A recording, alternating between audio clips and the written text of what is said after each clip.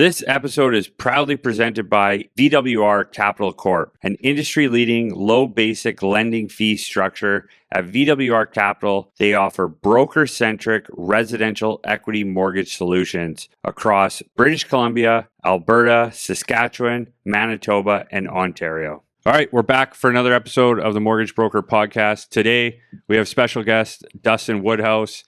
We're getting into everything about the Be the Better Broker conference. We had some really great takeaways from the conference that we shared and highlighted. I got Dustin's opinion on all of it, and again, it was truly a great conference and made for a great episode. This was a lengthy one.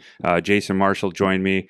It went well. We're not quite sure how long it went, but it felt like very quick. But apparently, it's almost 2 hours. So I think you're really going to enjoy this one. You may want to put it on the 1.5 speed, but some really good nuggets here, and make sure to take some notes. Enjoy. Welcome to the Mortgage Broker Podcast, tailor-made for Canadian mortgage industry professionals. Proudly presented by A Better Way Mortgage Group, this podcast is your trusted source for insider insights, market updates, and strategies to elevate your career in the ever-evolving world of mortgage brokering. Whether you're a seasoned broker with A Better Way Mortgage Group or an industry enthusiast looking to stay ahead, our episodes are designed to empower you with the knowledge and tools you need to excel in the Canadian mortgage space. All right, so let's get into it. We're sitting here with Dustin Woodhouse, Be the Better Broker. We're going to get into all about being the better broker, especially around the conference that we just attended in Whistler, BC. It was definitely an interesting conference, one of the better conferences I've attended. I'm not just saying that, and we're going to explain why. So today is all about the takeaways from the conference. We got some cool insights on what we're looking to do with our conference coming up, and there's a cool announcement that we're going to drop here as well. Jason Marshall's co-host today, just me and Jason. And let's get into it. Dustin, thank you so much for joining us. Really appreciate it. Hey, appreciate the opportunity, and I'm glad you guys were able to make it up to the event. Yeah, it was our second time being at the event. It's been, that was its second annual event, and we were told the first year was going to be in Whistler for 10 years, but that's not the case anymore. And that's okay. I'm okay with that. Yeah, we had to pivot. Yeah. Part of it was venue size. Yeah. It grew a little quicker than I expected it to, and putting it in Whistler the first year achieved a goal, which was basically at the opposite end of revenue generation. The goal was make it really difficult to get to, so that the only people who are showing up are committed. Like, they really want to be there, and they want to get together with one another. And of course, we had Stephen Polos, who actually a brief, what do I want to say, breaking news. Mr. Polos and I spoke on Monday, and he's going to be joining us in 2026 at Vancouver. Awesome. That's awesome, because that was an excellent piece last year. I really enjoyed that. I mean, you bring up a good point. That's what I wanted to touch on, is like that room is full of elite people, the best of the best. Yeah. Well, and I don't mind sharing some of the stats. The first year, the median production in the room was 21 million. This year, the median production in the room was 50 million. Wow. 140 files per year was median production. And it was very much a case of every which way you turned, it was like, oh, I won't name all the names, but you're like, oh, wow. Oh, you're here and you're here. Yeah. It was fantastic. It was amazing.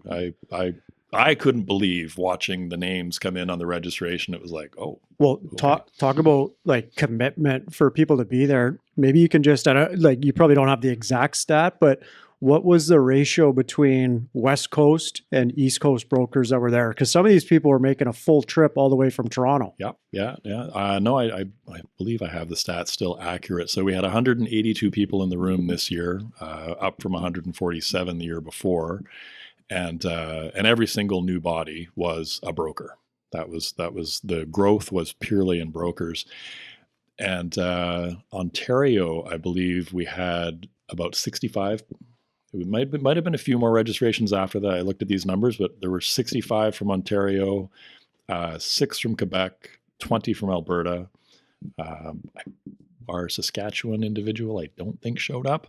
And we had some Atlantic Canada almost happening, but sounds like 2026. So, but yeah, Ontario representation in the room was a third of the room. And, you know, again, I thanked them when they were there in person, and I'll take this opportunity to say, you know, thanks again to the folks from Ontario who made that effort, because it was a big journey. It is a journey. Yeah, in particular. We drove somebody home to the airport, and that's not a fun trip from Whistler to the airport in rush hour traffic. Yeah. So, well, as I say, next year, downtown Vancouver. Yeah. Yeah. You made a comment on stage about like the accumulative volume that was in that room. I think it was like something around 7.7 billion or something of that nature. Yeah. If we did the math through the producing brokers, it was about 7 billion, and that's just purely talking about the individual production. Yeah. But there were also, when you, again, I won't name names, but you look around that room, there were multiple leaders of $1 billion plus teams. Yeah. So if I factored all that in, I mean, yeah, there's 15 billion production represented in that room. Yeah. It's a healthy network. Yeah. You're right. Yeah. I mean, it was the numbers, as I say, not only were those numbers amazing, but I mean, what's really been amazing is we already have as of today, 141 brokers, specifically brokers. I'm not talking about anyone broker adjacent or supply side lenders. 141 brokers signed up, prepaid, done for 2026. And again, very much a who's who in Canada's brokering scene. So the growth is there, and we'll have our 40 lender seats filled again. There's no question. I've got calls booked with all of them. I've been going through those. And we'll have about 59 seats left. I was just going to ask how close you were to actual sellout after that early bird launch. Yeah, we're capped at 250 for next year. And like I say, 40 of those seats will go to the supply side. 10 will be sort of our mushy middle. I like to have my accountant in the room, and there's different people I like to bring in. And then we will have 200 brokers in our audience this year. So, and like I say, already at 141, 330 days out. That's cool. Very cool. I mean, that says a lot. It's obviously, people obviously want to come back, but also the chatter's getting out in the industry of, the folks that weren't there. There's some FOMO for sure. And we saw it within our own brokerage. We had 18 of us total from A Better Way. And there's definitely some FOMO within the A Better Way team that, wanted to be there. And we're hopeful that we have a, increased number next year. And we're really looking forward to that. And, part of sharing what we got to experience there, and we would love your perspective. And that's the whole point of this show, is just to share that with the teammates that couldn't be there. And I think that's a great segue for us here, is just like you had the Chatham House rules. And what I found with that is they're just the transparency around opening, just open sharing, but also, being careful with how you go about that. So maybe you can kind of just explain your philosophy on that. Well, and you know what, it plays into the conversation I just had with Mr. Polos on Monday. He brought up the Chatham House rule and how he valued that at the event. Before I do that, I'll just say really quickly, the macro sort of overview of so what was this conference about? I think one of the most interesting exchanges, I kind of had to digest it a little bit at first. I was like, is this a good thing or not? Was a gentleman who called me and said, so we were driving back to the airport, me and my buddy, and the car got kind of quiet for a bit. And then I kind of looked at my buddy and I said, what the heck kind of conference was that anyway? And he says, my buddy just looked at me and said, I don't know, but I'm coming back next year. And he's like, me too. But it's interesting how many times I've heard people saying, I tried to articulate it or explain it to my team or, my coworkers when I got back. And I just kind of tripped over myself, because there was the economic update, and then there was the political talk, and then we were all crying, and I don't remember exactly why, but we were feeling feelings, and and I apologize for making him feel his feelings, but it was very interesting, and the Chatham House rule plays into this, right? So the Chatham House rule is basically a rule at an event where you can share what you've learned. That's fine. You can say, I heard X, but you don't attribute anything as a quote to a person. So there's no streaming a video, there's no recordings being out there, and there's no tweeting out in quotes with the name next to it, who said what. And it creates a little more sense of freedom. I mean, obviously in the digital age we live in, I mean, people are recording with their eyeglasses and meta glasses, and there's AI necklaces now with a little sensor around it that's recording every but for the most part, it is still well respected. And our group did such a remarkable job in the first year when Stephen Polos was there, because he was very open about a lot of things. Yes. And that's what you get. You get speakers who speak a little more freely. They share they move a little more into their opinions and whatnot. And certainly we had one gentleman there who, I'll follow the Chatham House rule and I won't name him. He was unbelievably direct in his criticisms of a major government agency. And it was really interesting. Of course, there may also have been a fact that retirement was playing a role in that. But again, to that Chatham House rule, when I was speaking on Monday with Mr. Polos, he said, I'm very happy to come back to your group, because he said, unlike many other groups who claim they're going to practice this rule, and then there's a picture of me with a direct quote underneath it out on Twitter an hour later, he's like, your group was great. Like, they were super respectful.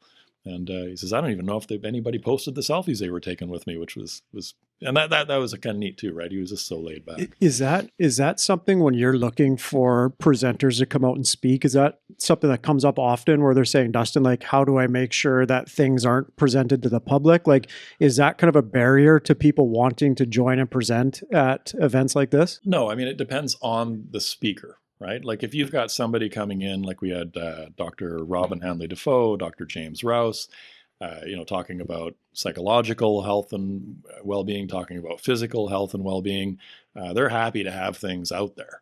And Michael Thorne, our AI guy, he was, hey, like, you want to attribute things to me, no problem. You want to hold your phone up and record this, no problem. But it's when you have those former government or current government insiders, people who are working as a lobbyist, people who are interacting with current sitting politicians and regulators, they have to tread more lightly. And so, as I say, that the creation of that rule and that sort of safe space, and we've kept the audience relatively small, so it's a relatively intimate event. It just gives people that comfort to say a little more. And certainly we had that. There was one individual who definitely shared some more personal opinions than they might have otherwise. And later that evening, I had a gentleman saying to me, I don't know how I feel about, what that person had to say. And I said, well, they were being very direct. They were just being open. Yeah, but I don't like being told what to do. And I'm like, well, I don't think they were telling you what to do. And of course, the irony was he actually felt the same way as the speaker. Like, ultimately, he was like, I mean, I agree with it all. I just don't like being told. I was like, well, so it cuts both ways sometimes. But. Well, I've heard that the Chatham House rules is now taking effect as the Woodhouse House rules. So I've heard that been brought up a few times. Well, the Woodhouse rule was put your damn phone away. That's right. Yeah. Like, not face down, not on the table. And I struggled with that. it was the group was phenomenal. Again, not as quite as tight this year as last year, but I didn't hammer on it every day.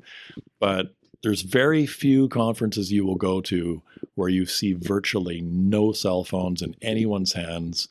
And I like to think our format, a 45 minutes on, 15-minute break every hour, helps. Like, you get to hold your phone again in 45 minutes or less. Very much so. And I find it's just like kind of the perfect attention span as well. Like conferences that go an hour and a half between, I find it starts to lose me. Even if if the content's really engaging, even then, I don't know, it just something about that 45-minute really works. Yep. Well, I mean, it's a little bit of science too. I mean, to get up and move every 45 minutes is incredibly healthy for you. Yeah. Going that extra hour sitting still actually increases all kinds of risks with, cardiovascular issues and whatnot. The other piece around it, I was just chatting about this with somebody as well. When's the last time you actually went to a movie? And even when you open Netflix or something on the weekend or whatever, how often do you pick movie? Now, ironically, you might watch 2 or 3 or 4 40-minute episodes in a row. Yeah. Good point. But somehow our brains, I don't know if it's just me or the few people No, in I'm chat. totally with you. Yeah. It's like, I don't know. A movie, it's too big a bite. Yeah. It's It's like, but wait a minute, I'm about to watch a 10 episode series. I actually, it's funny you mentioned that. The last movie I went to was the first day with my wife, and I still have the ticket, and that's the last time I went to the movie theater. Wow. So, yeah, it's a pretty funny looking ticket. Actually, it's pretty old. It dates me for sure. So I'm getting to that age, I guess. But yeah, moving on. I want to touch on, I mean, your perspective, like what sets this event apart. I think you just touched on it right there. Anything else that stands out to you that sets this apart from a traditional mortgage conference? I mean, I want to choose my words carefully, I guess. But look, I really believe that we did our best to create things coming from the stage that were relevant to where brokers are at. And, I had a few people say to me, like, why do we have this, doctor of psychology? And why do we have this, doctor of medicine talking to us? And it was all born out of conversations. Like, I have daily conversations with brokers, and almost daily, I have a broker breaking down in tears over the stress of this piece or that piece. This week, I'm 3 for 3. I haven't had that call yet today, so maybe on the way home. But yeah, Monday, Tuesday, Wednesday, 3 for 3. Somebody talking, active broker, and the pressure has just been immense. And so I wanted someone who could talk about resilience and grit and health and the balance piece. And the feedback we got was that was great, but in this moment, like in real time right now, I'm already pivoting a little bit and moving more towards, like, one of the main reasons I reached out to Stephen Polos. I got to stop saying the name. I've said it enough today. But the main reason I reached back out to him is like, that's going to be crucial content, right? I mean, having TD's chief economist, Beata Caranci, there, like, how interesting was that? Like, when have you been to an event where an economist didn't deliver a slide deck and a presentation? Yeah, that's a great point. Actually, I didn't even think of that. She couldn't. Yeah.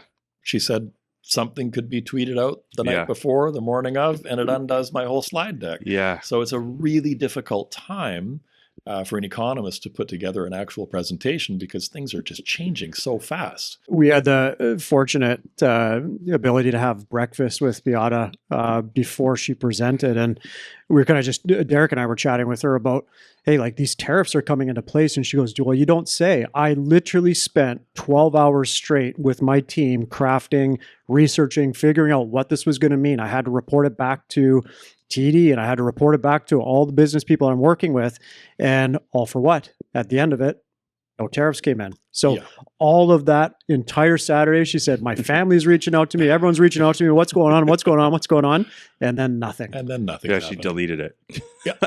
Right.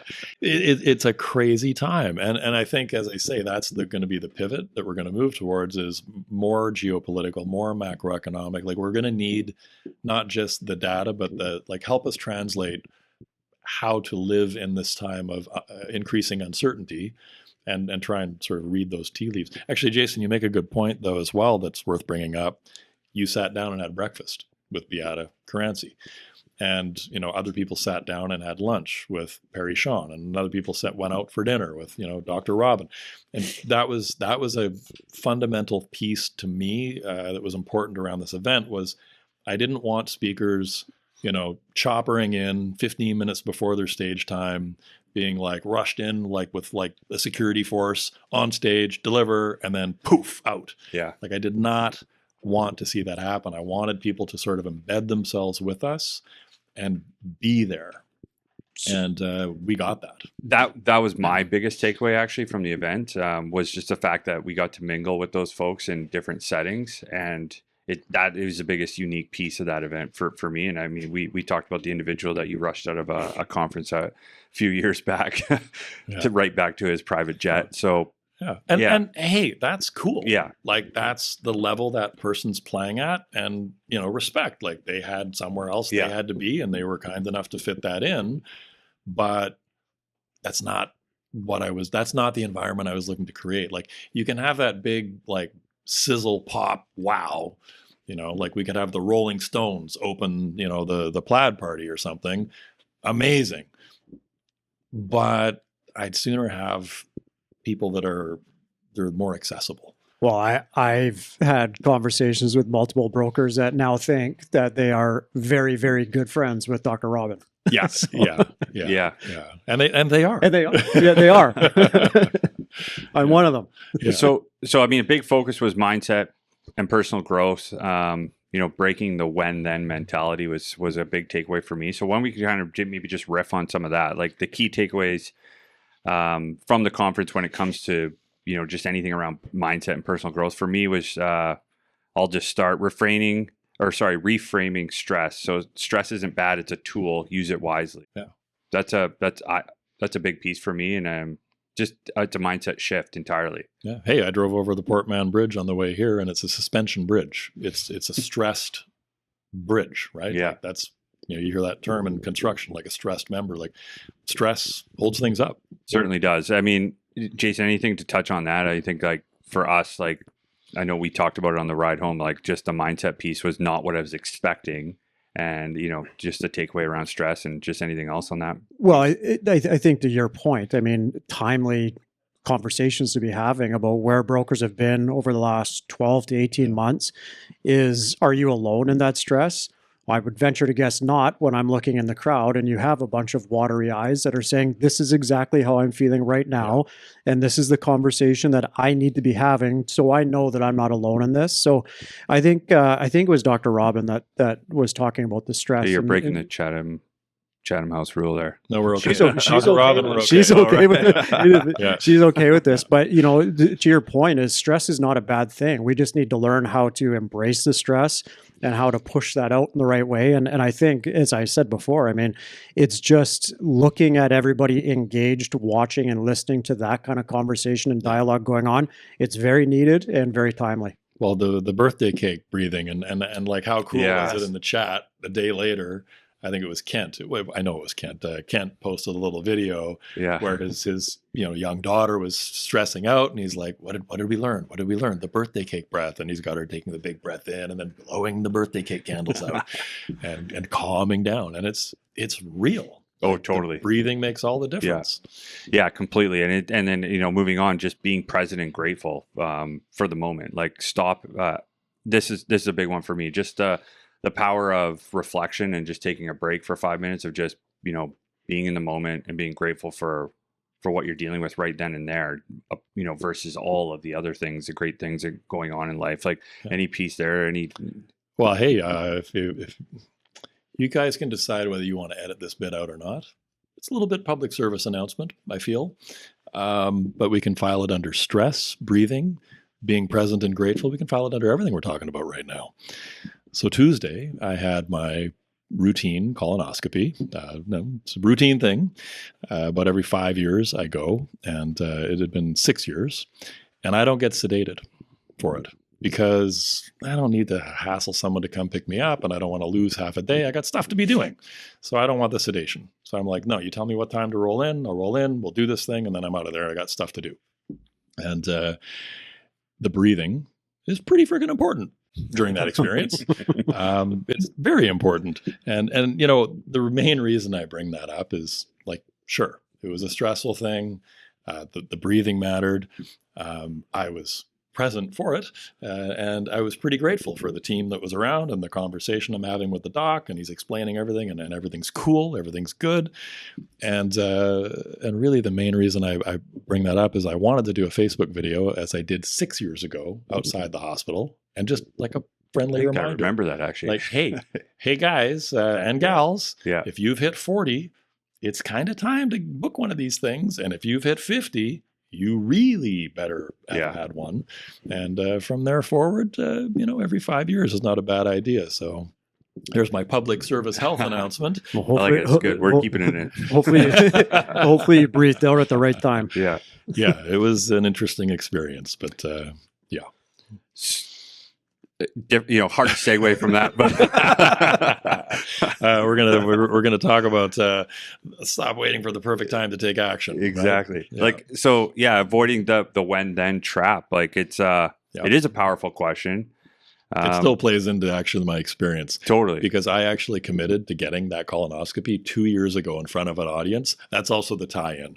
2 years ago in front of 300 people. and I'm kind of freestyling, riffing. And I said, you know what? I'm due. I got to book this thing.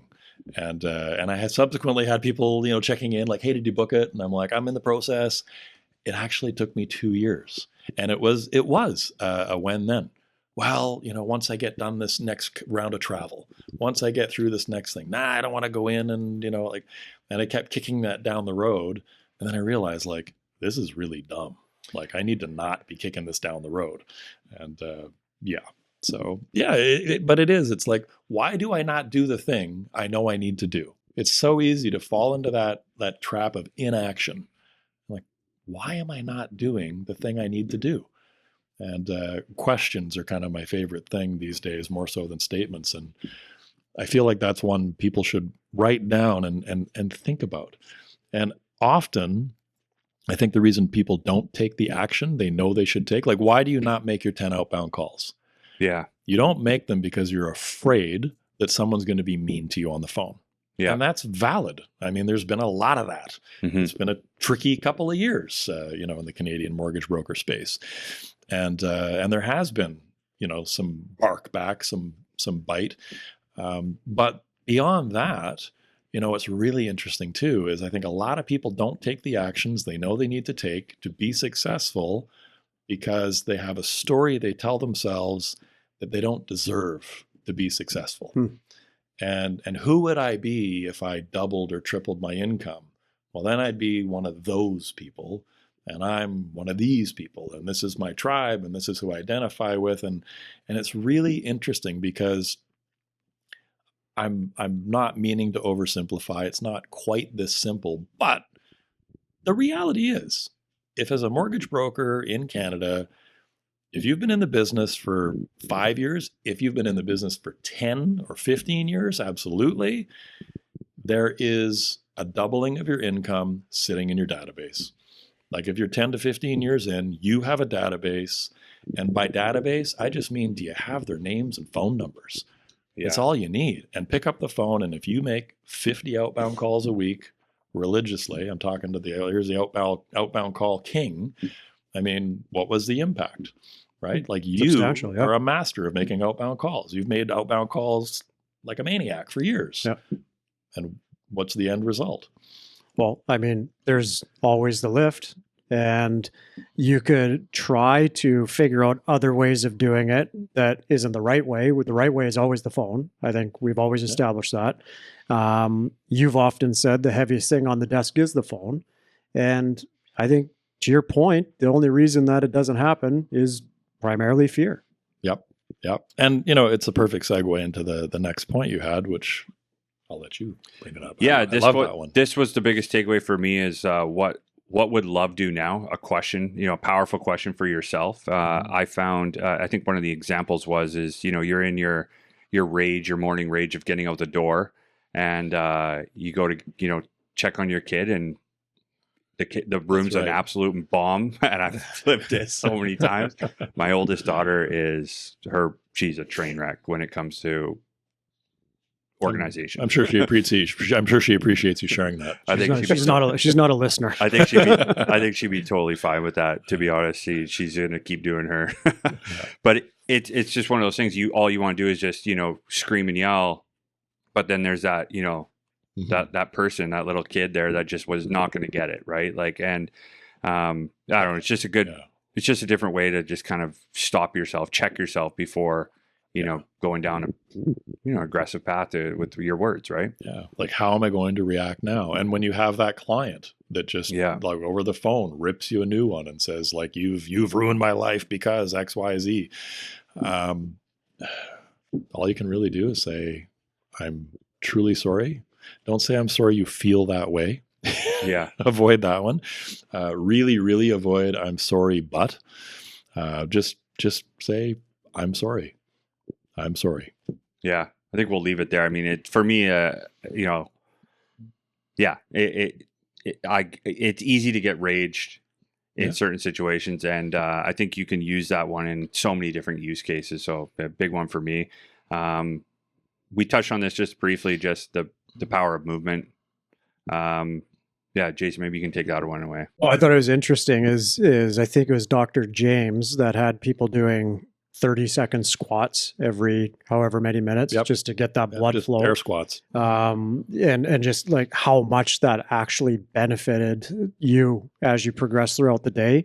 And people were listening to it. I saw videos through the chat of people doing lunges down the aisle of an airplane. So, Lying back, yeah. you know, I mean, obviously movement and kind of taking, breaks away from staring at a screen and getting up. I think that's something that we all know we have to do, but some people put that on the back burner. But yeah, I mean, just, I think the one interesting thing that I actually heard, it was Dr. Robin talking about 10,000 steps a day. It's not really 10,000 steps a day. I think it was the thing that Fitbit came up with. Fitbit came up with that. And it's actually 7,500 steps a day, if I'm right, that keeps you at kind of optimal performance from a movement basis. Yep. Maybe not optimal, but. But the air squat thing is super interesting because the cardiovascular benefits of doing 10 air squats per hour over 10 hours.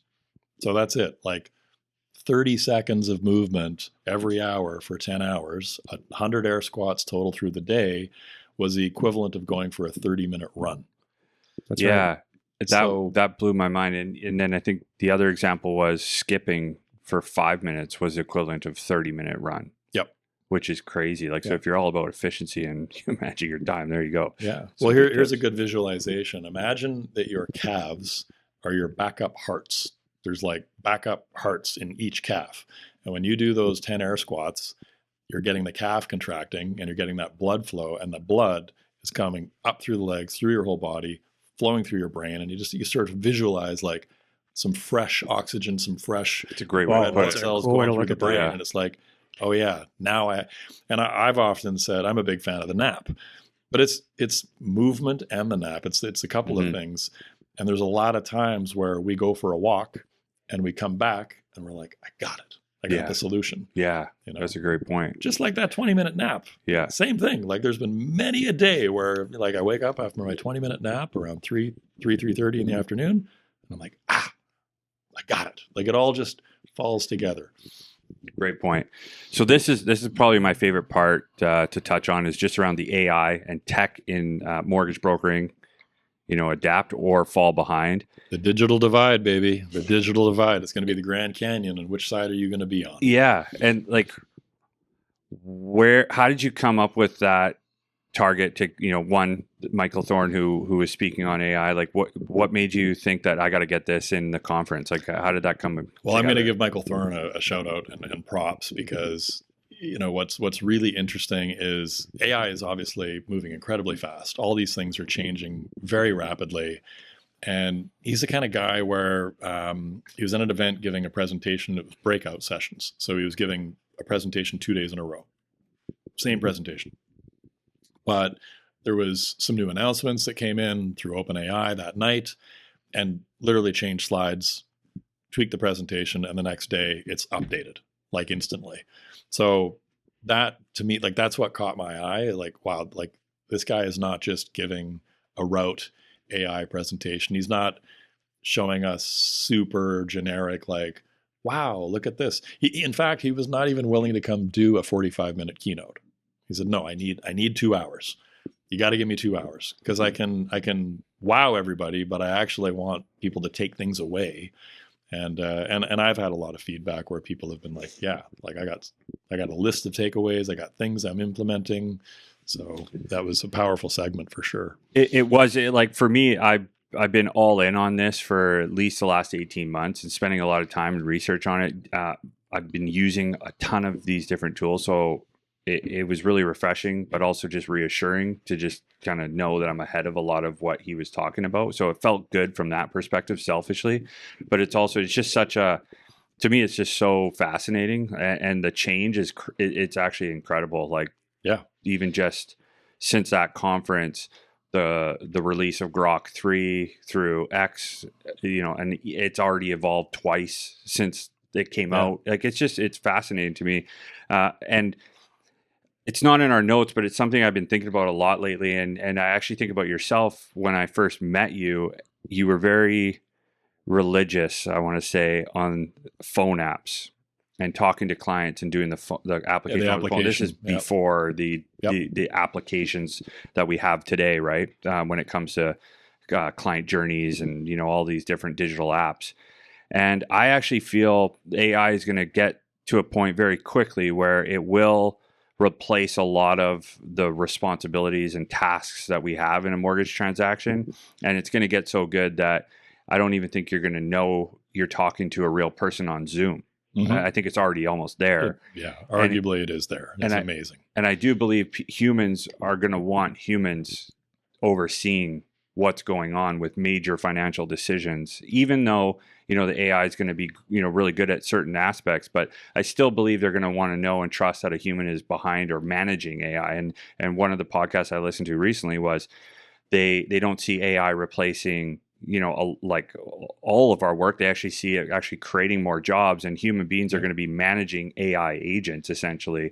And it gets back to my point is like I actually think this business at some point sooner than later will be very automated, but humans are going to want a human, and it's going to get away from phone calls and Zooms and actually probably get back to in person. And the biggest skill set that I think we are going to have is how to connect with humans and be really good at selling who you are and connecting with humans. I just want to get your thought process on that, or your. Well, I'm thinking brand new thoughts while you're unpacking that here. So here's what I'm thinking as you share that.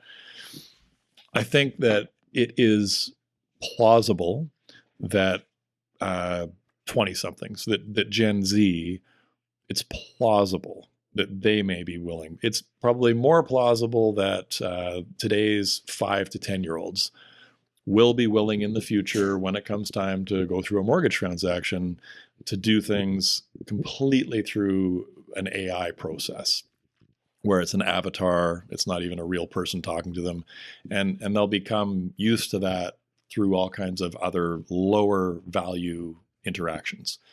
So I think that's plausible.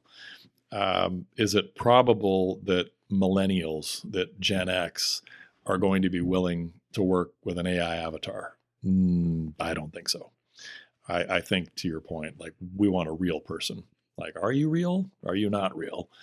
And I think a big part of that, especially in the mortgage transaction, and I think this is overlooked a lot of times by, you have a sales executive come in from an outside industry, and they just, it's well, let's drive units, let's drive sales. And it's like, well, it's not exactly a salesy thing. It's actually a trust business. Totally. It's a technical sales role. You have to understand underwriting, and you're always, AI or not, you're always going to have to understand, because there's so many nuances, there's so many unwritten rules, there's so many exceptions that you can request. Mm-hmm. There's a lot there, but what I really think ultimately is, if I look at myself personally, I'm purchasing this property. It's a principal residence, but I'm buying it in a holdco, and I'm doing that for some reasons. And I wouldn't mind some feedback on how does that change my rate? Does it change lenders? Does it change any policies? What do you think about that? And have you got someone I should talk to about whether or not I should put it in a holdco? And then I need to share my separation agreement with you. Like forever, right? Yeah. Like, you get divorced, it doesn't matter if you've been divorced. I remember having a lender request a separation agreement copy from a client who had been divorced for over 20 years. Yeah. And their ex lived in a cabin in the woods off grid. And like, they had to drive 3.5 hours into northern province territory to get this, because they had a hard copy of it. They were like, they'll have a hard copy in their cabin in the woods. And this person did not have a copy. It's been 20 years, but the lender wanted it. And that's a really personal document. Like, sharing your income, sharing your assets, sharing your credit bureau, that's all somewhat personal. But you get into situations where there's a separation agreement with a bunch of private information in it.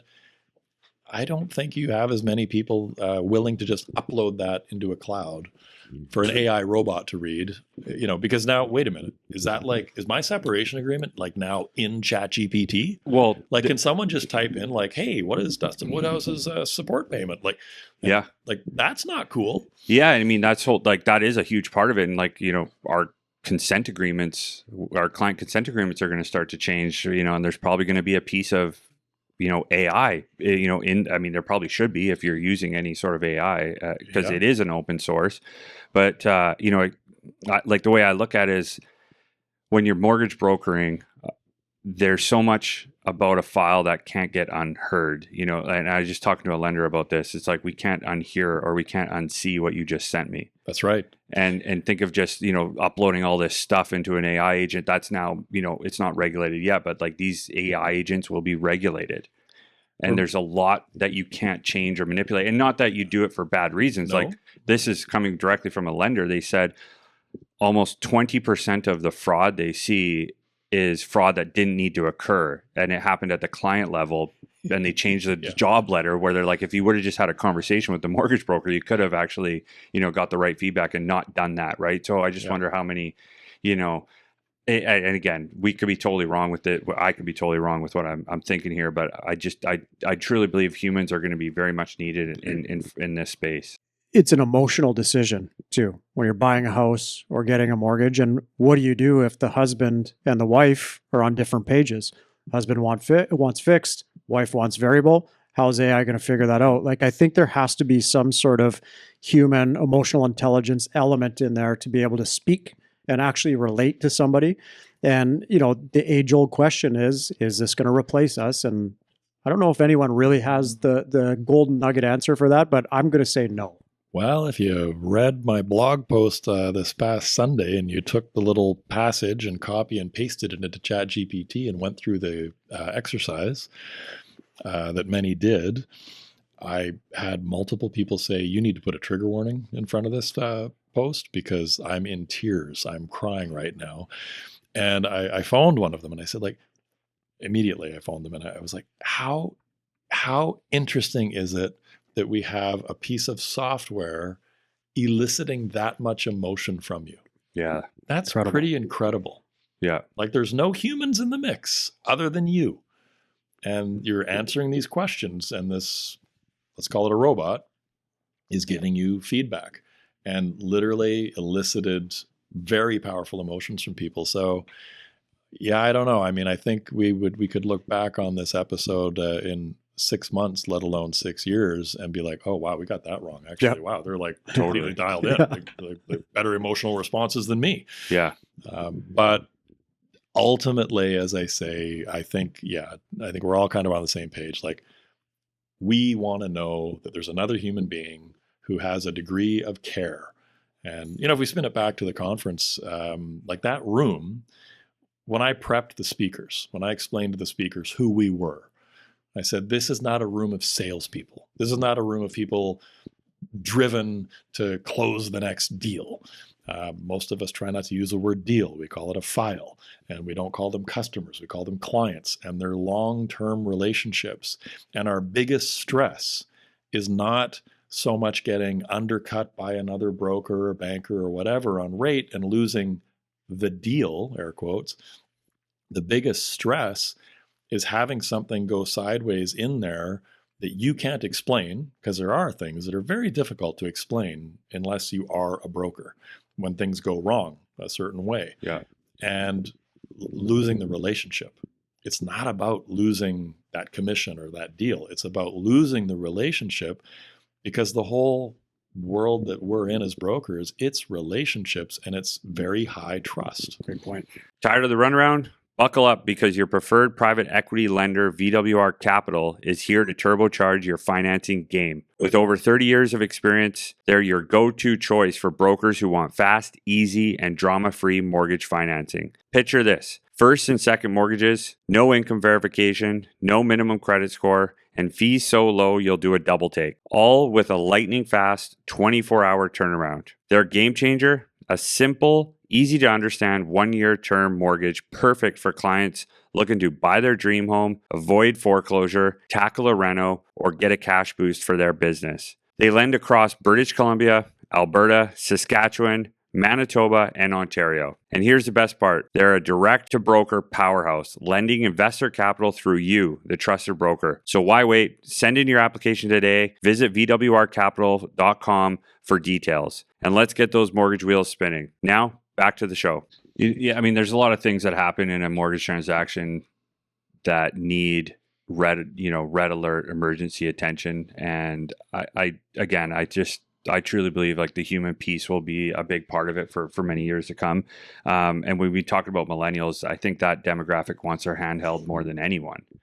And yes, the AI piece could potentially solve a lot of that, but I do believe they're always going to want a human. And again, could be wrong, but some of the pieces I just wanted to touch on that we went through, tools that you could be looking at, AI supported tools. Rob McLister just wrote an article the other day about RBC, doubling down on renewals and the AI piece that they're using, and it's actually been very successful for them. Quick note on that. Yeah. Quick note on that. So I was on the phone recently with somebody in our industry who was at the event, and they were in since we're saying RBC, we'll just say it. They were in an RBC branch, and they were waiting to have a conversation with the branch manager, and they were just sitting in the corner, and they were listening to every teller's conversation. Every single teller would say, "Oh, hey, I notice in your account that your mortgage payments are flowing out to CIBC. Mm-hmm. Would you be interested in having a conversation and how we might be able to help you?" So AI, yeah, but man, the frontline staff are heavily trained, like reel them in. Oh yeah, absolutely. Yeah. And that applies to any institution, really. Completely. And again, like I feel like it's going to go big direction this way towards AI, and I do believe it's going to carve back and find itself somewhere in the middle. But to be seen. So some of the AI tools that were talked about at the conference and that I've been using closely are Grok 3, which is the AI piece that's available in X, formerly known as Twitter. I found that to be hands down the most powerful one I've been using lately. That's basically ChatGPT on steroids, in my opinion. It's got a lot of other features that ChatGPT is just not there yet. I'm using both. Again, I'm all in on this. I'm trying everything. I'm actually just having full-blown conversations with these with these pieces of software and just trying to figure out what the use case is. And that would be my takeaway for anyone listening, is just try it and just start figuring it out. Motion AI is one that I've been using religiously. It wasn't talked about at the conference, but this is a calendar piece, and so I have multiple calendars, multiple business emails, personal emails, all flowing into this one calendar. All my personal tasks, all my business tasks, all my projects are going into this. And whenever there's a block in my day that's not tied up with a meeting or a podcast, it's filling in the tasks and based on the priority of what I set. Mm-hmm. And so I've for me, it's been a game changer. It's like the best assistant I've ever had. And it's $9.99 a month. I just got Jason on it. Maybe you can comment on your first, week using it. Yeah, just like anything, you just got to play around with it. I'm still kind of, fumbling my way through this AI stuff. I'm not as deep into it as you are, but I'm getting there. But yeah, the Motion AI was kind of cool because the AI actually puts your tasks in your own calendar based on your priorities. So if Dustin were to cancel this podcast on us, it would be removed from the calendar, and then my tasks will populate to say, you now have time to do what you need to do. Mm-hmm. So, I think those outbound calls. That's right. That's right. So just like anything, I mean, we talk about this in all episodes, is efficiency and process and system is what wins. And this is something that is helping my efficiency. And I thought I was pretty efficient overall, but this is just enhancing it. We'll go deep on an AI conversation in the future, but the other two that really stick out for me is StreamYard. So StreamYard AI tool. StreamYard is just another way to essentially do Zoom calls, but it's more professional from a audio visual production perspective. If you're doing podcasts virtually, that one's been great, and it actually fully edits these podcasts or videos that you're doing. Chops up certain clips or points out where a clip would be perfect for social media. Pretty powerful stuff there. And then the last one, Zoho AI, is a custom agent that we've been working with quite closely. Zoho is essentially the platform that powers Blue Mortgage. For anyone listening that's on Blue Mortgage, it's built on the Zoho platform. We're doing some really cool stuff with an AI custom agent in that regard that we'll be talking about a lot in the future, especially around document processing, collection, and even fraud detection of making sure it's a right document. So a lot more to come there, which is pretty cool. And this is where I wouldn't mind just riffing on, is just kind of the AI's role in business efficiency. Mm-hmm. So we talked about just the AI powered calendar automation, time tracking. So this is one I wanted to touch on. So we, for years, we've been doing time tracking for about 4 weeks, and we write down every single thing we do in a 30-minute time frame. It's a tough task to complete, but it's very eye-opening, and you start to become much more focused on making good use of every 30 minutes block. So we actually took the entire time tracking. So the reason why we did this is we're trying to hire a few new roles within our business, and we didn't know exactly what we needed that role to do. We just know we needed help. When you go through that exercise, do you just do that from like 8 in the morning till 6 in the evening, or do you do the full 24? I do personal, full 24. Personal too. Yeah. So families going in there, everything, right? Netflix, like scrolling. Yeah. Well, Todd Duncan always had the do not do list. You know, there's definitely some do not do's in there when it comes to personal stuff.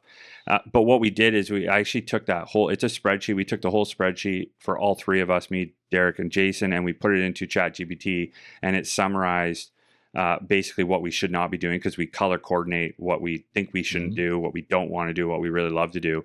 And it just banged out perfect roles that were almost like mirror images of what we said our role clarity is supposed to be. And then it built out 2 perfect role descriptions for us to go hire. Amazing. It was actually probably one of the most powerful additions to that practice that we've been doing for years. And then the last one that I wanted to touch on was, so mass email communication and event planning. So we do a lot of event planning within our brokerage, and just building out an agenda and all the to-dos and tasks that you need to do to complete those events. I think you would appreciate this. Yeah, absolutely. There's a lot of stuff and work that goes into the, actually delivering these events, right? And I found, plugging in, okay, here's the event I want to do, here's all the things I know I need to do, and it just spits out like 30 other things that you should be paying attention to, and a very detailed checklist. So that's been a big piece that I've been prompting ChatGPT with, and then starting to build out the mass email communication. So, hey, here's all the bullets I want to make sure I communicate to my audience or my sponsors or what have you. And it's just refining that and pushing that out. So those are ones that I found very efficient for me. I wouldn't mind, hearing what you got or what you've been leveraging. I think the most powerful thing I've done is I created sort of the private little GPT titled it DW Writes, and I uploaded all 4 books transcripts into it. A lot of podcast transcripts are in it now, and a lot of things that I've never published are in it, and it scraped my entire blog, which is like 500 posts. Wow. So it's probably got somewhere around 500,000 to 600,000 words that I've written. Wow. And it is pretty crazy. I write 9 out of 10 Sunday blog posts myself, and I usually write them Saturday afternoon or Saturday night. But every now and then, I was incredibly sick recently, and just was not feeling like writing out a post. And so I went into my little DW Writes GPT and said, hey, write me 200 words on X. And it knocks out 200 words, and it's like, that actually sounds exactly like me. Like, this is crazy. Or I can ask it to pull a story or an example from one of the chapters, and it just, boom, there it is. And it's incredible. It is incredible. Like, so we do a Tuesday memo to our team every Tuesday, and I take resources from Dr. Sherry Cooper, Rob McLister, Dave LaRock as well. He's got a great fantastic blog. Bruno Valco as well. So I take those, I put it in there. I put my own spin on what I want it to say, and then I just have it refine it and use sources from those blogs and then quote those sources. And it's actually been incredibly powerful. But also these podcasts, like, we know what we want to achieve, but this helps. Like this guide that we're looking at right now, we template everything out. We don't follow this verbatim. We make it our own conversational, discussion, but it's very helpful to just keep things very organized. And being a very organized person, I find it very refreshing. As I say, it is incredible when you start getting into using these tools.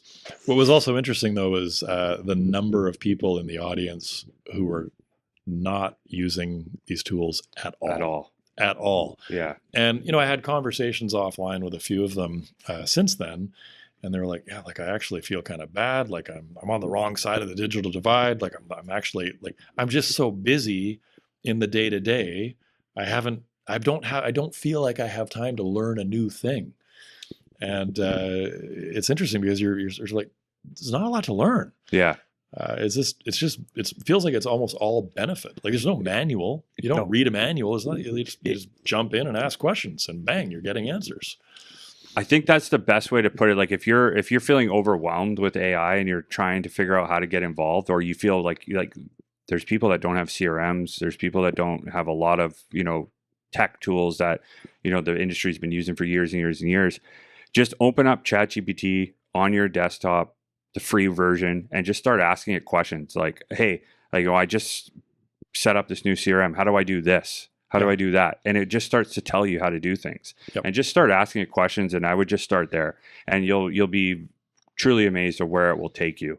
I would think that's the biggest piece of information or advice I could give. A friend of mine opened the refrigerator, took a picture of the inside of the refrigerator just the other day. He emailed me and told me this, and uploaded the picture to ChatGPT and said, "Give me a dinner recipe."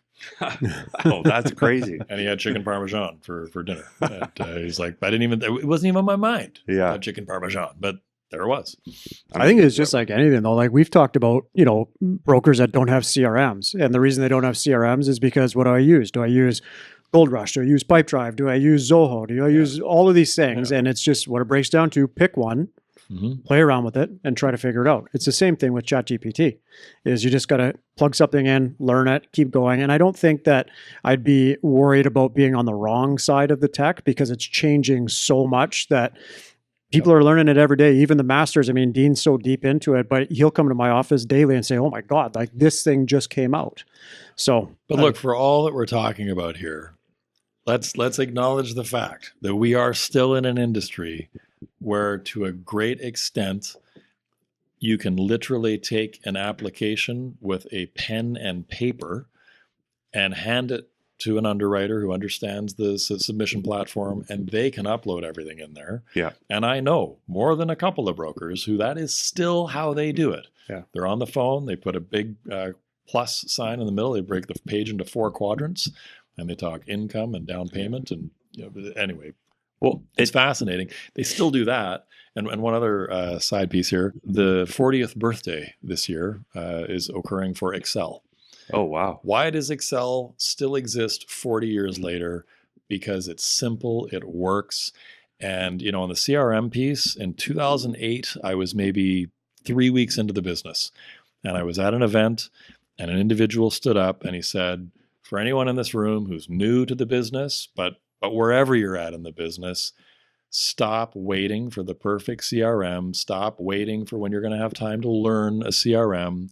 Open an Excel sheet and type your customer's first name, last name, phone number, and email, and start there. And I remember thinking, well, I'm going to add in a few other things. I'm going to add in an anniversary date and an interest rate and the lender. And I had 9 columns in my spreadsheet, not 4. I was next level.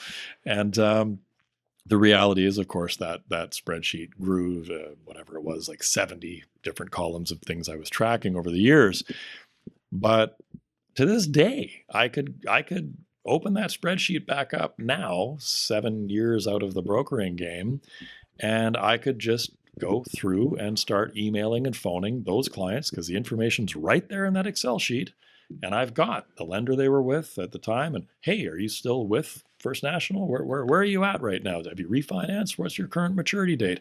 And I could pick the phone up and start making those calls, and away I would go. Yeah. So do you need to spend all this time mastering and learning and overcoming the mental hurdle of a CRM system? You don't. Totally. You just need to make 10 calls a day. Yeah. Yeah. And the reality is like all these CRMs are powered by an Excel sheet behind the scenes. Like that's literally what it is. Right. Yeah. And I get beat up for the Excel thing by people. And I just laugh because I'm like, dude, don't tell me if I open your laptop, you don't have 10 different Excel sheets that you're using to track other things. Yeah. Like for sure you do. Everyone has Excel in their life. And probably not even using the CRM that they got. In many cases. Yeah. So the last piece on the AI I'll just touch on is the 85-15-5 rule, which was discussed. And this is the first time I heard it. So let AI do 80% of the work, curate the next 15, and refine the last 5%. I found that totally bang on. You just summarized a blog post from a few weeks back. Totally. AI gave me my 200 words. I read it and I was like, yeah, nah, I need to tweak this. And then reading it, it was like, oh, and you know what? Like this new thing applies in today's day and age. And I added that little bit and there it was. Yeah. But it did the heavy lifting. Yeah. You know. All right. I could talk about that forever. So we'll move on. Okay. Emotional versus logical sales. What brokers get wrong? So the problem, brokers focus too much on logic while clients make emotional decisions. That is a true statement. I mean, it's all emotion. I mean, there's virtually no client out there who's buying or selling a property from a purely logical standpoint. They've been put into an emotional state by becoming engaged, by the pending birth of a child, by kids moving out and going off to university, by a divorce, by the need to finance a business opportunity, by the need to finance the house to save an existing business. There's always a heightened emotional state that our clients are in, always. And the logic piece, you can get yourself into trouble when you start, especially if you start arguing with a client. Well, but this is what you should do. Yeah. And they're like, look, I get that this is actually going to cost me more in the end, but it's taking all these payments and putting them into one, and that's what I need right now. Yep. Do I like that I'm rolling my $10,000 5-year car loan into a 25-year amortized mortgage? No, I don't, but I need some breathing room right now, and I can always increase my payment down the road and catch that back up. And so don't talk to me about the logic, like, help me, I'm drowning. Like there's a lot of that, right? I know you've done a tremendous amount of coaching with brokers. Like, how do you get them to change that mindset to focus more on the emotional side of things versus just that straight logical piece? Well, I'm far from the first person to ask about feelings, right? I mean, I think that's not true. I think one of my favorite lines, though, is when I had my first conversation with a therapist years ago, and she said, "Dustin, I want you to take a minute and feel your feelings." And I did, and it felt horrible, and so I never called her again. I was like, enough of that, I'm out. But no, I mean, I think that being emotionally aware, like listening to your client's tone and pitch. And that's why I go back to look, it isn't about necessarily intaking the application on the telephone. I know I get kind of pigeonholed into that because, yes, that is how I did it. Absolutely. And perhaps that's how I would still be doing it today because we don't change easily. But at the very least, you need to be having an in-depth discovery call / meeting with your clients. You can't do this. You cannot do a mortgage transaction smoothly, properly, consistently through text, through email, through DMs. It's not real. Yeah. You have to connect and have that verbal conversation so you can hear the tone and the pitch and the inflection, and you can hear the stress points and you can hear the pause. So do you own any other properties? No. What? Like, no. Like that did not sound like a no. Yeah, the AI transcript isn't going to pick that up. Yeah, the AI transcript says no. Yeah. Right. And meanwhile, you're like, well, hang on. There was something there. Like, have you owned anything else? Like, well, and this is, by the way, true story. Well, I mean, I'm on title on like a half a dozen condos in Alberta with my brother, but like those are all rented out and tenants pay the rent on them and it's a different province. So like those don't count, right? Oh no, those do indeed count, right? And by the way, did I ask that question taking in the application? No, I didn't. I asked that question way too late in the transaction. Yeah. And it was a gong show. Well, again, I mean, not to just hammer home AI, but like AI could be listening to your conversation. You get away from taking notes into a form or writing down notes and actually pay attention to more of the emotional side of the conversation, making more emotional notes and letting the AI take all the, the detailed data notes. Yeah. Yeah, it's a great point. There's ways to really, again, leverage the AI, but stay focused on the emotional connection, which, again, I believe is going to be very important.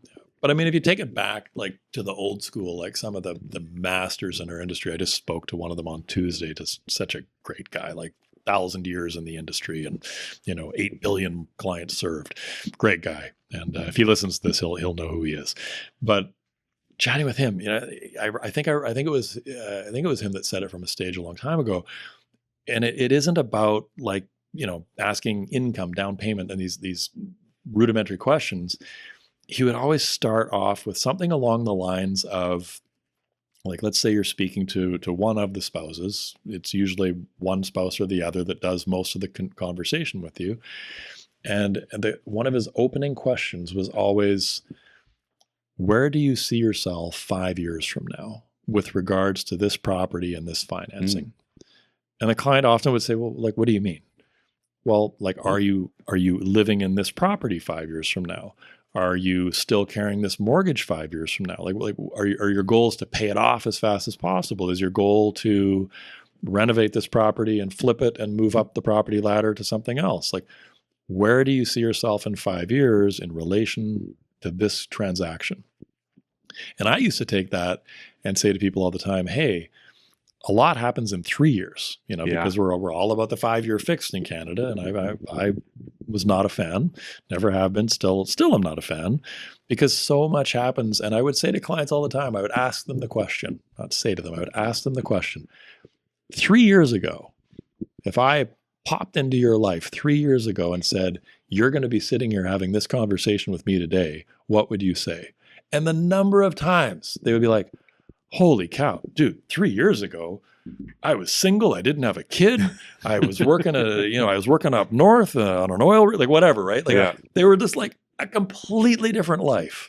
And for most of us, certainly through your 20s, certainly through your 30s in many cases now, and guess what?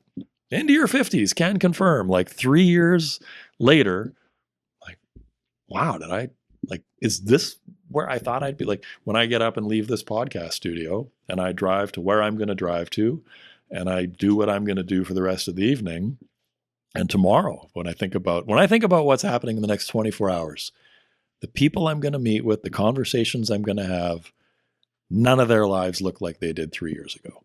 And mine doesn't either. It's a very good point. And like, you get someone into that, now you're into the emotional side. Yeah. Right? Well, I hope to do this. I hope to do that. Like, we're buying this 1-bedroom condo, but we hope to have 3 kids 3 years from now.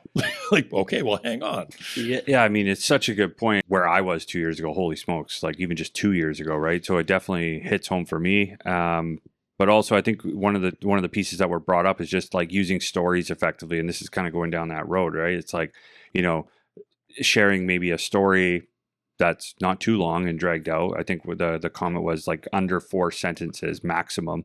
He says 1 hour into the podcast. Yeah. Talk about AI some more, please. Yeah. But just, examples of your own stories or client stories or different, situations can really, be an aha moment for the person that's listening to you and, trying to make a decision, right? So, and taking previous client stories, applying the Chatham House rule, right? Yeah. Like, you never name your client, never talk about anybody you've worked with. I remember having 3 sets of clients on the same street that I lived on, that I was working with at the same time. And they eventually tripped over one another and said, oh, wait, what? You're working with Woodhouse right now too? And they all were like, how did you not tell any one of us that you were working with the other? And I'm like, because it's nobody's business. Yeah, absolutely. This is just between us, right? That's a good tip. And that paid off huge. But it's okay to share client stories if you're not naming them. And you've got to be careful, because there can be certain identifying things that kind of, it's a small town. Yeah. Like Vancouver, it's a small town. Like 2 million people? No, it's a small town. Yeah. Forget 6 degrees of separation. We're like 2.5. And so you got to be a little cautious with it. But even mashing up a couple different client stories, it's okay to do if you're trying to break through something. Like, well, you know what? I had clients who also were very serious about buying a townhouse. But they also were looking to have 3 children ultimately. And rather than go to the townhouse and hope for the equity growth and save up a little more and then try and make the jump to the house, they actually wound up looking maybe one neighborhood over, like maybe they looked in Langley instead of Surrey, or they looked in Surrey instead of Burnaby. They went a little further out, and they found a home with a basement suite. And if we take the strata fee out, that reduces your payment a little bit. And then if we add in the offsetting mortgage payment or mortgage helper, the basement suite income, this is the gap that we're actually talking about. And these other clients realized all they really needed to do was pick up an extra shift. He was also a firefighter, and he realized if he could pick up an extra shift a month, it bridged the gap. Yeah. And then all of a sudden the light bulbs are going on. They're like, oh, hang on. Like, you mean we could qualify to buy a house? And again, it's 2025. It's very difficult. Everything is craziness. But those gaps are still they're not that far apart. No. Yeah. Like it's a $1.4 million townhouse up the street in my neighborhood, or it's a $1.8 million house. It's a really good point. I think that gap is even starting to shrink quite a bit more now, just given what's going on too, right? So it's a good point. Let's try to run through some industry and market trends. These were takeaways that our team of agents that were attending the conference came up with a few pieces here. So reverse mortgages are changing. I can definitely attest to this. One of the quotes was, "Your house made more money than you. Why sell it?" Okay, let's give credit where credit is due. That was 2005, and that was my wonderful wife at the time. Now my ex-wife, just to be clear. But yes, I was at a point where it was a downswing, and I said to geez, I don't know.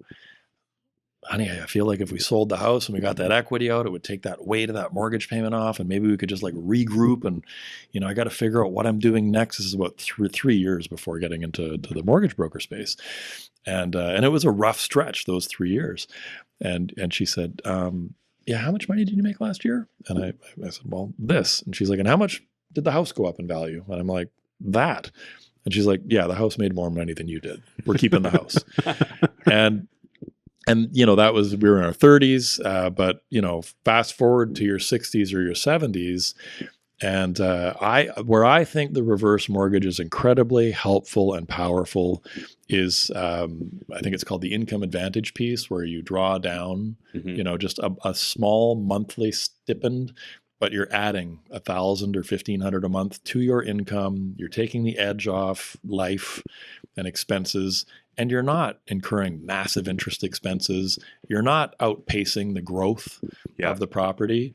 You're just sort of chipping away a little bit. And a lot of times when you do the math on that, it's 10, 15, 20 years that you could draw that extra $1,000 a month out.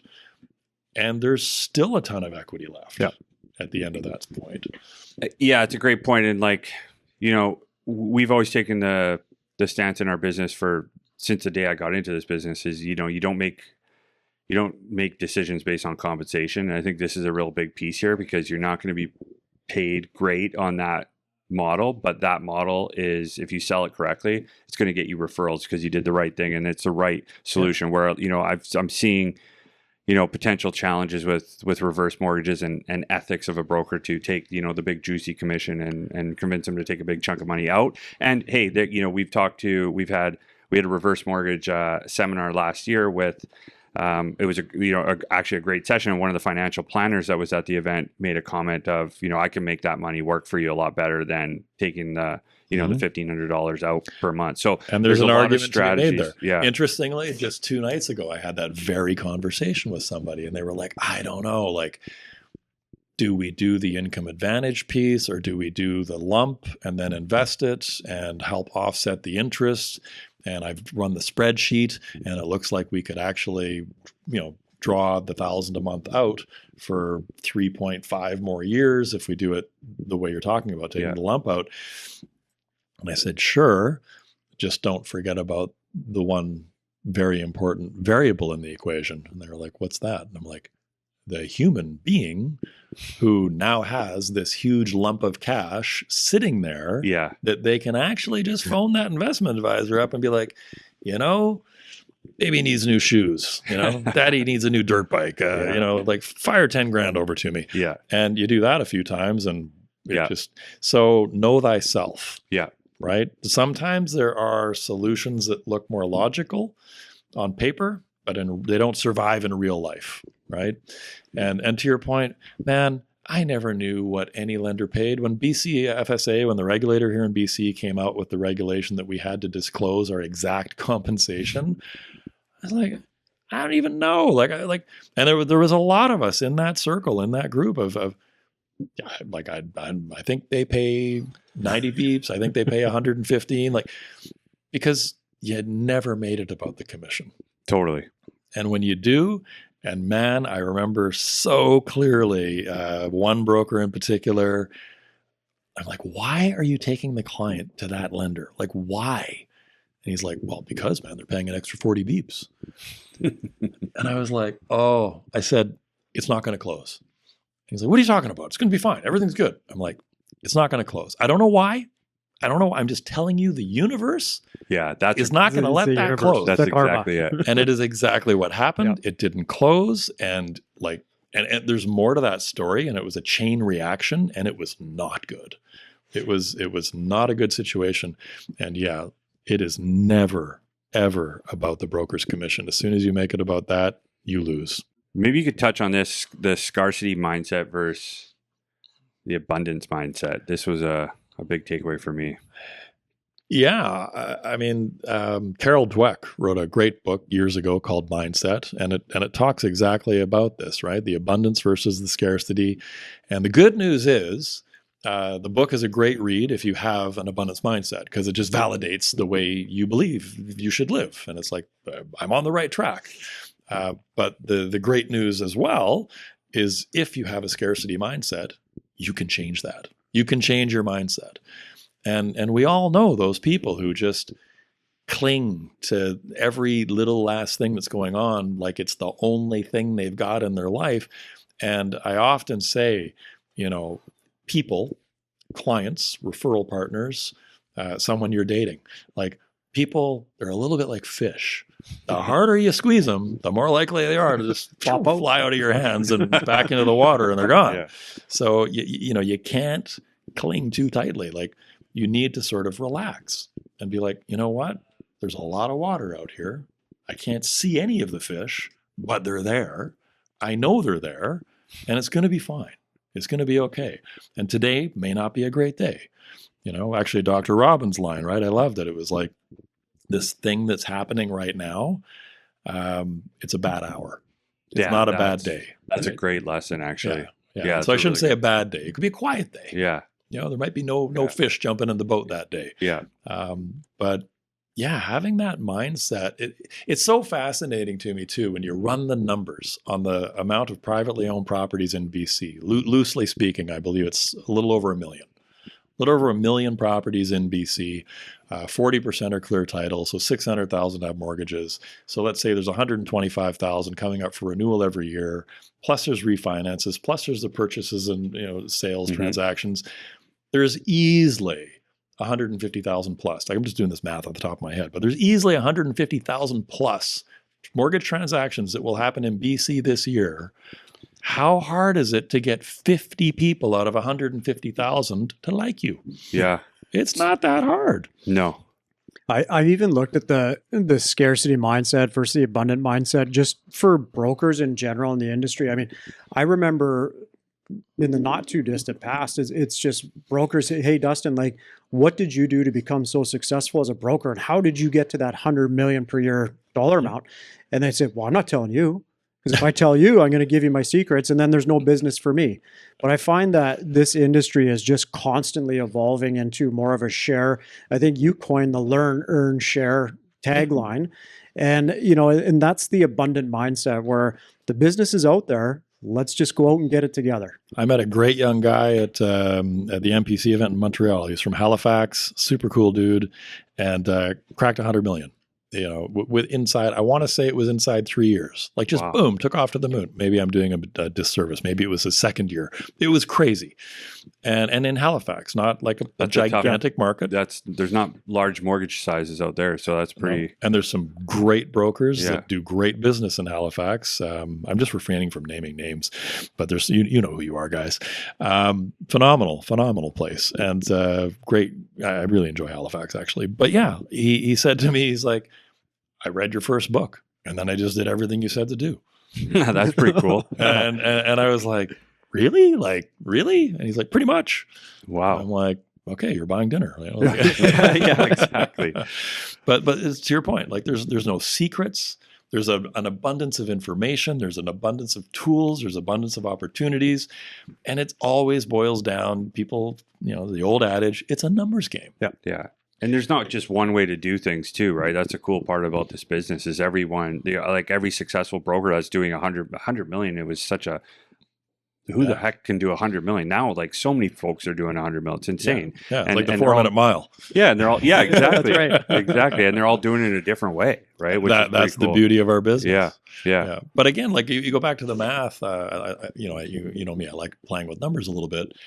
10 calls a day, 50 calls a week, 200 a month, 2,400 a year. Okay, let's take a couple months off. Let's call it 2,000 calls.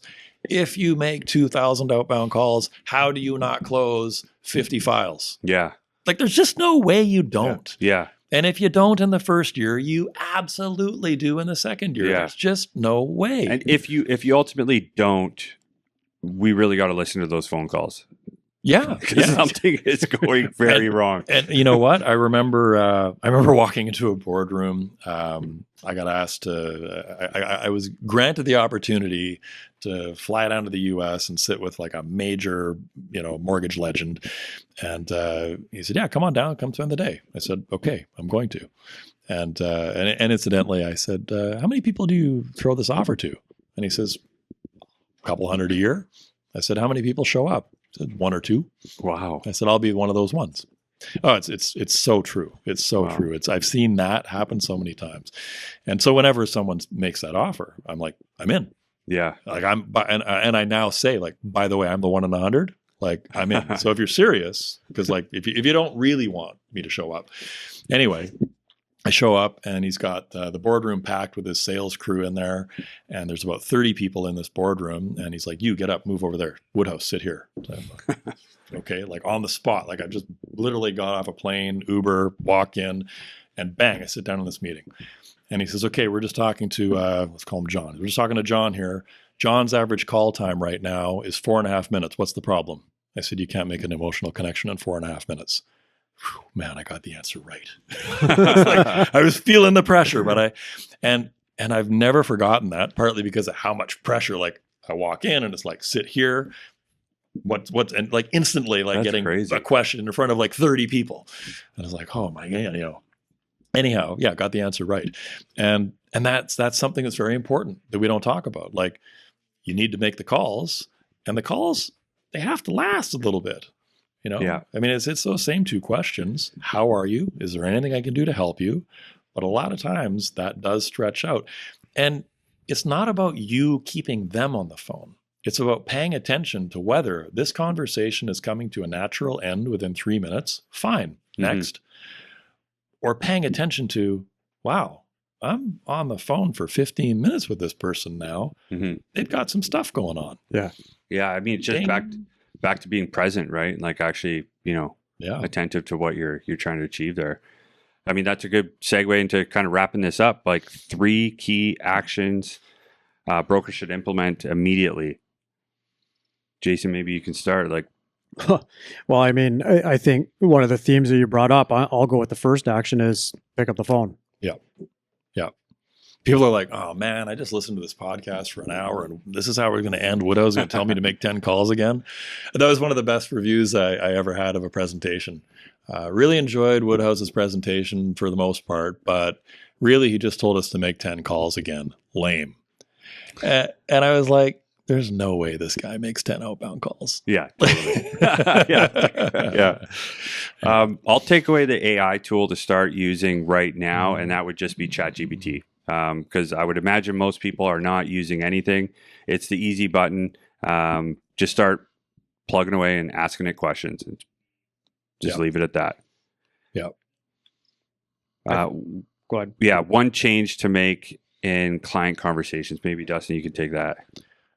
Put me on the spot here. I wasn't prepared for that. One change to make in a client conversation. Well, I think it is pause before speaking, which I struggle with, but I'm getting better at it. It's pause. Like let their answer sit for a second. And to the earlier comment I made about the question of, do you own any other properties? No. Just pause for a second there, and they will probably say, well, there's this one in Costa Rica. Does it matter? Or whatever it might be. And there's a lot of power in a pause, and there's often things people are about to say, but they're thinking about how to phrase it. They're thinking about how to put it out there, and you can lose that moment if you keep going. It's easy to lose that moment when it's just on the phone and you can't see them thinking and making that thought, right? It's a really good point.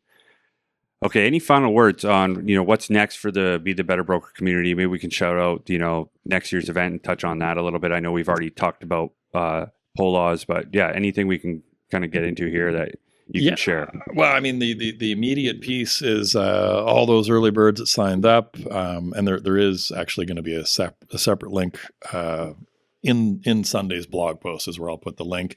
But we're going to do a virtual event March 11th, 12th, and 13th, 4.5, 5 hours each day from like 9 till 2 Pacific, so noon till 5 Eastern. And I'm not going to name the names, but I do have some of our Whistler speakers coming back. I've got some new faces as well. But we're going to unpack, some of the key points and go back over a few things. And I wanted to do some segments again on, the database, the worksheet, the good old Excel spreadsheet, some of the basic tools that are worth using. I want to have a conversation about hiring, what that looks like. And that's going to be basically 20, 30 questions plus to ask yourself about hiring. And so a few different segments like that. So that virtual piece, I'm looking forward to knocking that out in a couple of weeks. And, it's incredible how much work goes into an annual event. And my calendar has just been plugged for the past 2 weeks with all kinds of things relating to January 27th, 29 of 2026. But yeah, that's the main focus. So this was the second conference we've been to because it's the second one that you've had. I found the two conferences were completely different, both in great ways. Do you have kind of a thought of the theme for the conference coming up, or is that something that you're going to kind of figure out throughout the course of the year? I will definitely, there's no way I'm not going to wind up continuing to have 2 or 3 conversations with active producing brokers on a daily basis. It just seems to be my existence. And I really enjoy all these conversations and all the different things that spin off them. And yeah, I will definitely bring in speakers and shape that content. Like Dr. James Rouse, he was a very late game addition. Like that was middle of December. Oh, wow. I didn't know that. Yeah. He wasn't on the agenda. And we were 85% sold out, but it was a bad business decision in real time, like in that moment. It was a bad business decision in this, only looking at it in the bubble of 2025. I think it was a great decision, big picture wise, because I felt like he brought a certain value that was needed. And indeed, I mean, he's ranked 9.1 out of 10 on the survey. People loved him, and the feedback that I've had from people, it was a great addition. So yeah, like there'll be that late game speaker potentially, but I do right now in this moment, I feel, 11 months out, like there is going to be a bit of a pivot more towards what the heck is happening with our economy and our politics? Yeah. Like, are we going to economic war with the U.S. and what is that going to look like? What's that going to mean? And I think there's going to be more demand for new faces and new voices who can speak to what this situation we're dealing with around tariffs and everything else means. Yeah. To me, that's where we're headed. It's going to be all about the economy. Yeah. I mean, just speaking about, how much stuff changes in 2 and 3 years. I mean, how much is going to change in 6 to 9 months? It's probably, it could be pretty eye opening. And I mean, that's just for us, this was our second annual time attending. It's the second annual event. We're going to be there next year as well. We were, lucky to be a sponsor of your event this year, and we will be again next year. So we're looking forward to coming back in even a bigger way. So that's a call to action to all of our A Better Way agents that want to join us. This one's a lot, it's a lot more accessible. It's in our hometown, so we'll be there, and we're really looking forward to it. I can't thank you enough for the support, because there were a lot of early adopters in that first year, and you guys were there front and center, and I appreciate it, because Awesome. It was again, it's about the caliber of people in the room, and having the A Better Way crew there was fantastic. Well, yeah, we appreciate being there, and again, really looking forward to it next year. And that'll be the last piece I'll touch on is just our event, Ascend 2025. This year it's May 8th at the Sky Hangar. What we can expect on this event is more AI. AI is going to be everywhere. Yeah.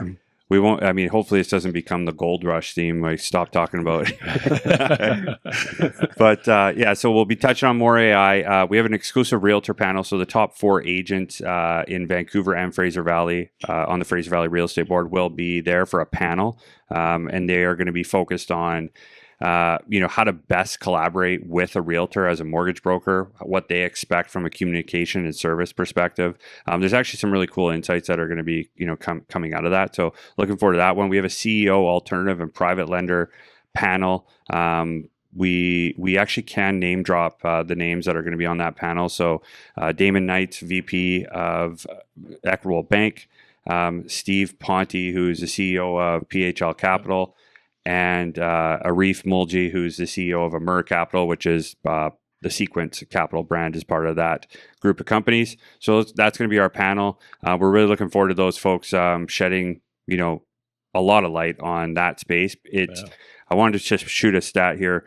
We went from 10%, so all of A Better Way was 10% private alternative volume in 2023, 33% in 2024. Wow. And we did a lot more volume in 24 in total. So pretty significant change of landscape here. And when we, look at the rate wars that are going on at the branch level, it might be a space to focus on, right? So makes a ton of sense. Last but not least, Dustin Woodhouse, you are going to be presenting. You got some fresh content. I don't know how much you want to share there, but you will have some pretty fresh content. And your words, it's going to be your best ever. You know what? I'm going to make sure it is. Awesome. I like to think that each one is the best ever, because you just get better as you keep going. But I really appreciate you guys giving me the opportunity to jump up in front of the crowd. And I think that where I'm probably going to go with that, I'm going to say probably, because things change. May 8th is a long ways away. But further to kind of what we've been talking about, I think that the amount of change and uncertainty that we're now living with, like, think about this, you guys, listeners, like think about this. Go back to 2019, pre-COVID, 2019. None of this craziness for the last 5 years has happened. What was your biggest concern? And when I ask most brokers that, they say to me, doing a little more volume the next year, doing a lot more to a little more, a little more to a lot more, somewhere in there, like more. I wanted to do more volume. That was my concern. That was it. Yeah.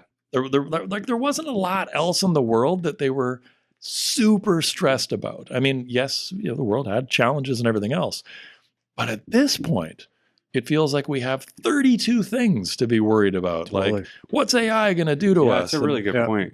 And I don't know what happened to the blockchain or crypto. That's just like, that's gone. No one's even talking about it. Wasn't rug pulls. At one point, weren't there going to be like blockchain real estate, whatever. Like no one's talking about that anymore. But now it's AI, and it's, our neighbors to the south, the 11th province, I think is what we should call them. It's our neighbors to the south. And, Well, I loved the one headline I saw, right? It said, Florida man charges tariffs on best customers. It was a great headline. But yeah, as I say, I think that what I want to bring to that event for you guys are some tactics and some tools to not just navigate the amount of change that we're all finding ourselves in, but also like how do we change and how do we adapt? And that's really what I think it's going to boil down to is adaptation. Well, I'm very much looking forward to that. And yeah, I'm very excited that you're joining us. So thank you for that. Yeah. Registration details for the event will be coming out shortly to the A Better Way team. And if you're an agent listening to this and want to attend, definitely reach out. We will have some open spots for some agents that are, looking to jump in on this. So definitely reach out. Jason, any final comments? No, I mean, thank you. I mean, all the personal support you've given me in the past, the support that you give to the Better Way group, and then, of course, just the industry in general. You've got the ear of some of the best brokers across the entire country. And when you talk, people listen, and I'm one of those listeners, and I'll continue to be. And I'm very much looking forward to this event on the 8th. Well, you're very kind, man. I appreciate that. I'm a fan of you guys, and as I say, I'm looking forward to this event too because honestly, like a realtor panel with the top 4 agents, I'm going to be there for the full day for that event because that's going to be really interesting to see how that panel plays out and to see how it plays to the room. And like, where's the realtor event with 4 mortgage brokers talking about? Like, it's so fascinating to me that you have realtors and brokers both working with the exact same client at the exact same time, both compensated the same way for a positive outcome. Yeah. And both actually wanting the same ultimate thing, which is a happy referring client. And it's like we're on 2 different teams. We shouldn't be.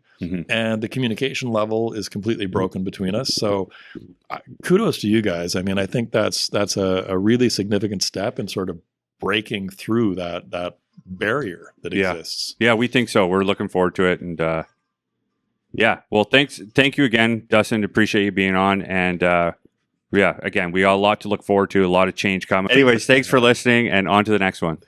Thanks again, gents. Thank you for tuning in. If you found value in this show, please subscribe to our channel on your preferred platform. We're available on Spotify, Apple Podcasts, and YouTube. Your support is incredibly appreciated. We also welcome your reviews and feedback, which are crucial in helping us deliver outstanding educational content. Feel free to share your thoughts. A 5-star review would be fantastic if you think we earned it. Lastly, a vital announcement about Backpack Buddies, our chosen charity for 2025. This remarkable organization addresses a hidden hunger issue many are unaware of in British Columbia. While school districts provide meals during school hours, numerous children face food scarcity at home, particularly during the weekends. Backpack Buddies steps in to support these vulnerable children, ensuring they have easy-to-prepare, familiar food for weekends. This is achieved through collaborations with schools and an extensive distribution network. Your contribution can make a significant difference.